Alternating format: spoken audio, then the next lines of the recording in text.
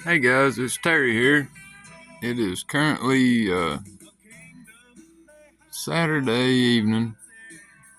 I don't even know what time it is because I've been down here working on these heads.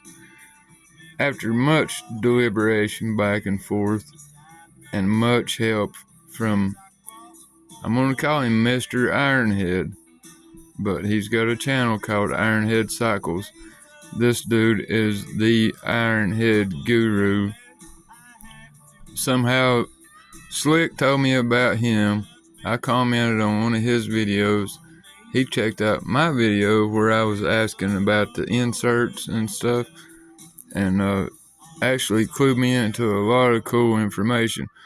So let me show you where I'm at so far. And Mr. Shovel or Ironhead, if you're watching, as you can see, this is my exhaust valve. It doesn't seem to be sunk too deep in the head, and it's holding mineral spirits right now. I've yet to seat the intake, but it looks like to me that it's sticking out plenty far enough.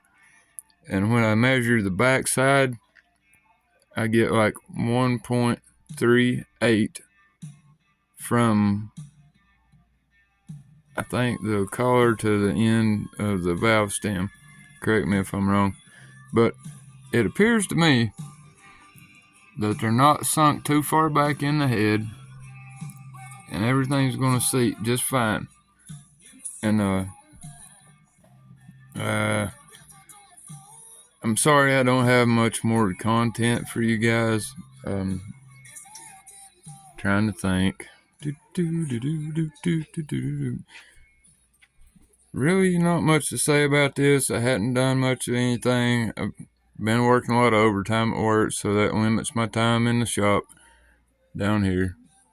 But I think this baby's going to be fine too. I think I already stated no up and down, a little bit of side to side. As I'm turning this thing over, it's squirting oil like crazy out the oil pump, which I still plan on going through and cleaning all that up, of course. Think I'm going to have to work on the kicker gear or paw or whatever. It slips a little bit. I think it's somewhat common to iron heads. I'm not sure. I've heard people talk about iron head knee. Hell,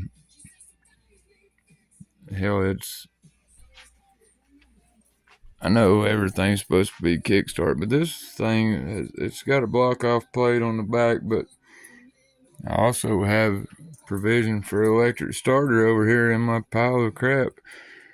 Hadn't done anything to this, of course. Been mostly focusing on these heads, and what's interesting is I'm going to use the old set of heads, because the new set of heads that came with it had actually been cut too deep. When I set the valves in them, they had way too much protrusion on the back side, where they hit the rocker arm.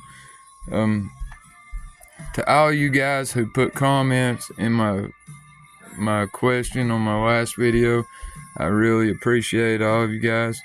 I don't know everything there is to know about these things, I am in no means am I a Harley mechanic. I am a mechanic, but not a certified Harley mechanic, as you might say. I appreciate all of you guys out there, and I gotta shout out my dudes. Although you can't hardly see their shit anymore. We got Hippie back here, and we got old Slickhead. He's buried back there too. I also want to give a shout out to my dude Cannibal up north. He's an awesome brother. Actually, I think it was Big Ed was talking about Cannibal when they were talking about the old FLTs, and Cannibal and I got introduced online and went back and forth.